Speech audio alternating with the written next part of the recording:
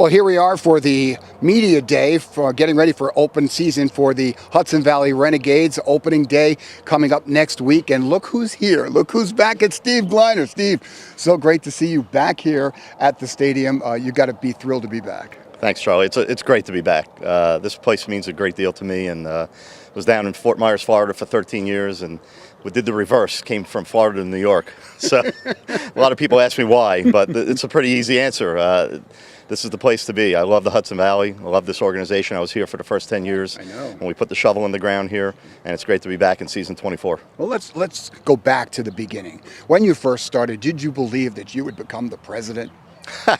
You know, we all have lofty goals in life, so it's kind of nice to get there. But you know what? We all work real hard to get this place built and open, and over the years to get it to where it is today. The fan base is great.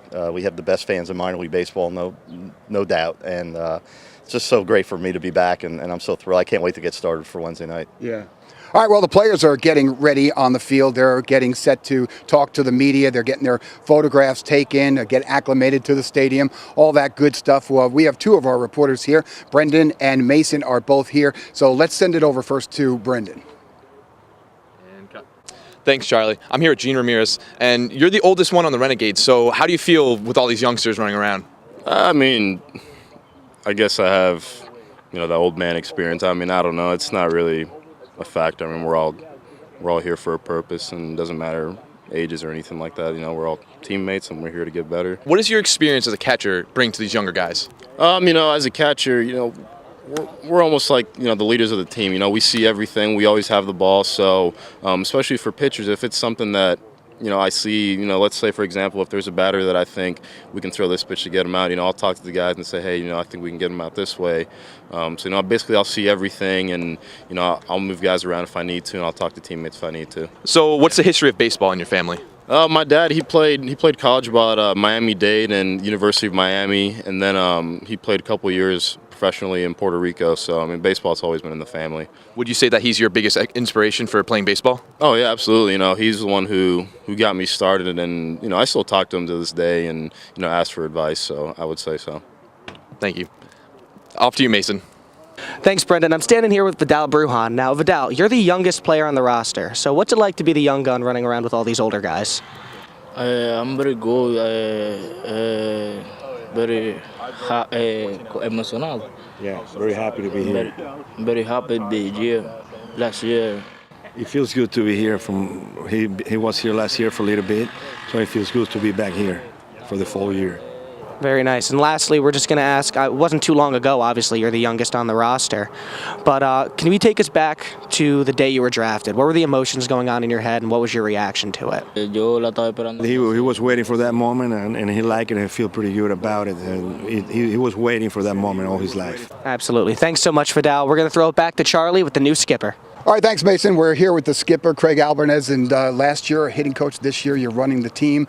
That's a nice step for you, but probably good because you know the team. You know some of these players. You know their tendencies, and you know where they need to improve. Yes, definitely being down there with extended last year, and then with the team as a hitting coach last year. And then also I was a manager of the instructional league team this past season. So being around these guys, is going to help. But also with me being in Durham for the first half of the year, I kind of haven't seen him in a little bit, so I'm going to really rely on my staff with Al Fieri, Blake Butera, and Brian Reith with these guys. At the end of the day, my goal is to develop championship big leaguers. That's my only goal, my only mindset. So everything we do every day in the game is try to help them and develop them further their career to realize their dreams of being a big leaguer.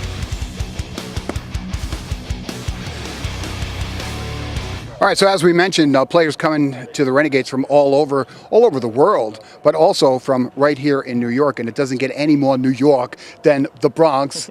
And so let's just talk about coming from the Bronx and playing in the Bronx. You're competing to get drafted by a lot of guys who are playing in different parts of the country that can play all year long, and in the Bronx, you really can't. Mm-hmm.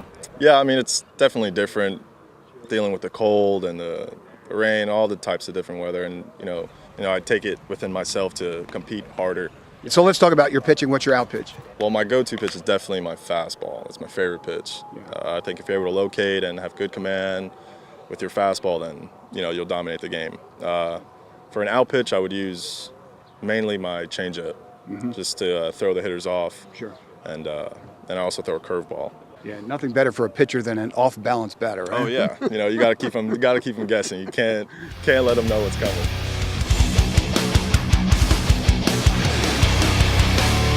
I'm standing here with Hunter Shriver. Hunter, first of all, congratulations on being drafted. You were drafted in the 7th round out of Villanova, and you made a lot of noise last year at Villanova. You were Big East Pitcher of the Year. You struck out 91 batters in 72 innings. What's your out pitch? What are you going to bring to the Hudson Valley Renegades to keep those strikeouts going? Yeah, so I just try to get ahead early with my fastballs, try to command the zone there, and then once I get ahead, I usually go with my curveball. It's a harder curveball, and it kind of has really late life. So it kind of throws hitters off, which is what you want to do. So hopefully that's on still, and I'm trying to get better with my changeup a little bit too for right-handed hitters, just trying to mix it up a little bit. And now, obviously, going from college with aluminum bats, now coming into wood bats, what are you going to do to make changes in order to adjust to the different style of hitting amongst the hitters? Yeah, so just playing summer ball, it was always wood bats, and I always enjoyed it because with metal bats, you can make a good pitch and they can hit it off the handle or off the end of the bat, and it flares over the infielders and they snake out a single. With wood bats, if you have the good movement on your fastball and you keep hitters out in front, you're going to break some bats. You're going to get those rollovers instead of those base hits.